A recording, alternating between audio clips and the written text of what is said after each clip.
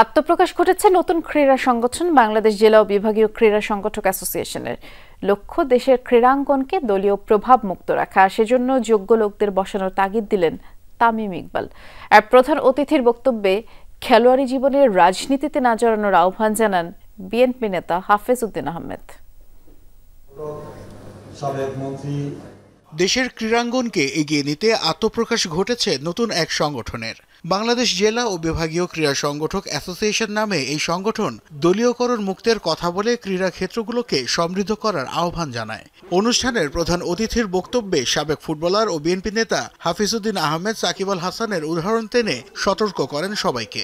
সাকিব আল হাসান আমার বাসায় এসেছিল একদিন, তাকে আমি বলেছি যা করো না করো আওয়ামী লীগ করবা না। যদি সে আমার কথা শুনতো আজকে সে অনেক সম্মানের সাথে ঢাকার রাজপথে বিচরণ করতে পারত। তামিম যোগ দেয় নেই, বাট এদেরকে অনেকভাবে উদ্বুদ্ধ করার চেষ্টা করা হয়েছে। ক্রীড়া বিকাশে এই সংগঠনের কার্যকরী ভূমিকা যেমন দেখতে চান ব্রাদার্স ইউনিয়নের আহ্বায়ক ইশাক হোসেন, তেমনি নতুন স্বপ্নের কথা জানান বিএনপি নেতা ও জাতীয় ফুটবল দলের সাবেক অধিনায়ক আমিনুল হক। দেশনেত্রী বেগম খালেদা জিয়ার নামে আমরা মেয়েদের ফুটবল, মেয়েদের ক্রিকেট খেলা শুরু করব।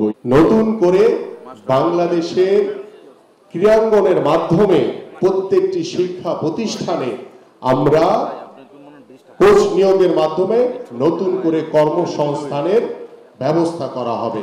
বাংলাদেশের ক্রীড়াকে আপনারা এগিয়ে নিয়ে যাবেন এবং যুব সমাজকে যে ভয়াল মাদকের যে একটা থাবা বাংলাদেশে এখন গ্রাস করছে সেখান থেকে উত্তরণ ঘটানোর জন্য এই সংগঠনটি ক্রীড়ার বিকাশের মাধ্যমে গুরুত্বপূর্ণ ভূমিকা আগামী দিনে পালন করবে। অনুষ্ঠানে বিশেষ অতিথি হিসেবে যোগ দিয়ে সবার মধ্যমণি ছিলেন তামিম ইকবাল।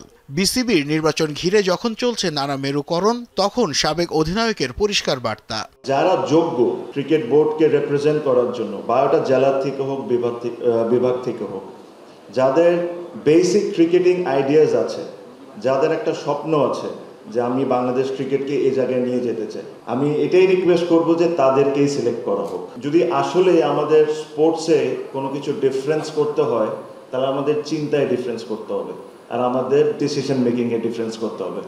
মোহাম্মদ শরীফুল আলমকে আহ্বায়ক করে 44 সদস্যের অ্যাডহক কমিটি গঠন করে বাংলাদেশ জেলা ও বিভাগীয় সংগঠক অ্যাসোসিয়েশন। রাজনৈতিক ব্যক্তিবর্গকে সামনে রেখে যাত্রা শুরু করেও সে রাজনীতির প্রভাব মুক্ত থাকার স্বপ্ন দেখালেন নতুন সংগঠনের কর্তারা। অন্যতম উপদেষ্টা নাসিফ শুভ, যমুনা স্পোর্টস, ঢাকা।